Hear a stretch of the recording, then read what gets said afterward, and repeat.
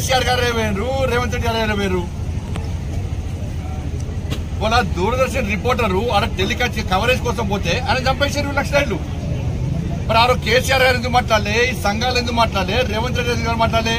అరే వరంగల్ సామా జగన్మోహన్ రెడ్డి మా కార్యకర్తను చంపేశారు, జాతీయ జెండా ఎగరేసి చంపేశారు, అప్పుడు ఎందుకు మాట్లాడలే? వీళ్ళు హౌస్వన్ గౌడ్ చంపేశారు, అప్పుడు ఎందుకు మాట్లాడలే? రామన్న గోపన్న చంపేశారు, అప్పుడు ఎందుకు మాట్లాడలే? మీ కాంగ్రెస్ పార్టీ నాయకులను చంపేశారు చాలా మంది.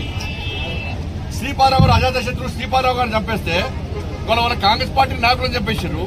కేసీఆర్ గారు టీడీపీలో ఉన్నప్పుడు టీడీపీ నాయకులను చంపేశారు, అప్పుడు ఎందుకు మాట్లాడలే? కేసీఆర్ గారు ఎందుకు మాట్లాడలే? రేవంత్ రెడ్డి ఎందుకు మాట్లాడారు? పోటీ వరి మాట్లాడే ప్రయత్నం చేస్తున్నారు. కేంద్ర బలగాలను మైండ్స్ పెట్టి ఇదే ములుగు ఫారెస్ట్ లో చంపడము వీళ్ళు సమర్థిస్తారా? ఇద్దరు నాకు సమర్థిస్తారా? చర్చలు జరిపే ప్రసక్తి లేదు. వాళ్ళు తుపాకీ వీడాల్సిందే, పోలీసులకు లొంగిపోవాల్సిందే, వాళ్ళ ప్రవర్తన మార్చుకోవాల్సిందే.